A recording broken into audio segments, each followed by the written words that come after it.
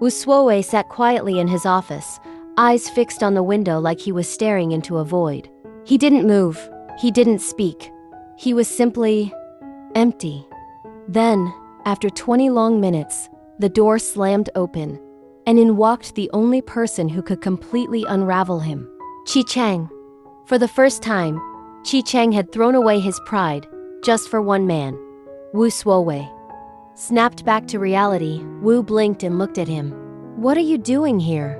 he asked. Chi Cheng's reply came sharp and cold. "I'm here to laugh at you." He didn't stop there. "Shuo's flying out today.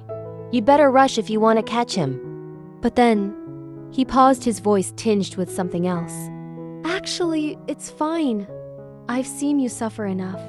I couldn't possibly leave with him after seeing you like this." Even though Wu knew he was being mocked, part of him still softened at those words. "Look all you want," Wu whispered. Chi Cheng glanced at him for just a second, then looked away. "You're a mess. You used to look decent. Now you barely look human." Wu glanced into the mirror. His hair was disheveled, his face pale, eyes dark, exhausted. He looked like someone who had stopped caring, and maybe he had. He said nothing. Chi Cheng kept going. "You don't know how satisfying it is to see you like this." Wu still didn't respond. Then Chi noticed something. Tears, silent and heavy, were falling from Wu's eyes. A droplet hung on the tip of his nose, then fell onto the desk. It hit Chi straight in the heart. "Cry. Go ahead," Chi said bitterly. "I came here just to see that." Wu tried to hold it in. He really did. But the more he held back, the more his tears overflowed. "You played with people's feelings," Chi said. "You deserve this. No one cares about you anymore." That was the breaking point. Wu's tears poured like a dam had burst. Kai's chest tightened, but he hid it. He stormed toward Wu, grabbed a fistful of his hair and yanked his head up. "Don't cry," he shouted. But Wu didn't even flinch. She slapped him once, a desperate act. "I said stop crying." It only made things worse. Wu went from silent sobbing to loud, guttural cries. The kind of crying that rips through your throat and tears through someone's heart. Chi couldn't take it anymore. He dropped to his knees, pulled Wu into a hug. His grip on Wu's hair loosened, his hand now gently wiping away the tears on his cheeks. His voice trembled.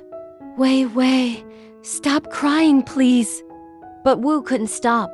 He clung to Chi, crying harder. Kai's eyes reddened. His voice broke. "Baby, no more crying, all right?" Wu was choking on sobs, barely breathing. But this time he let it all out. Every feeling he'd buried, every wound he'd ignored. "I'm here." "I'm not going anywhere," Chi whispered, and for the first time he meant it. All the anger, the bitterness, the cruel words, none of it mattered anymore. Chi leaned down and kissed Wu, soft, aching, desperate.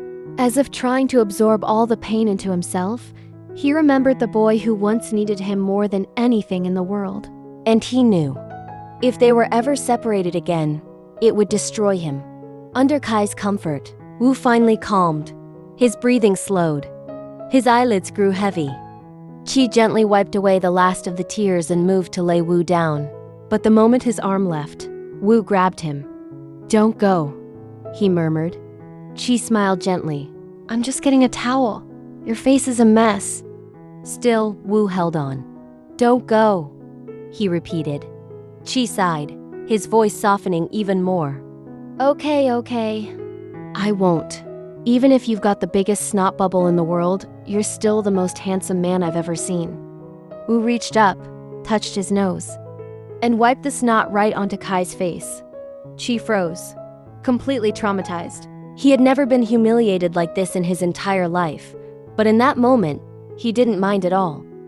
Sometimes love doesn't show up wrapped in sweetness, it shows up in tears. In chaos, in moments like this. If this scene moved you, don't forget to like, subscribe, and share your thoughts in the comments. Let's cry together again in the next one.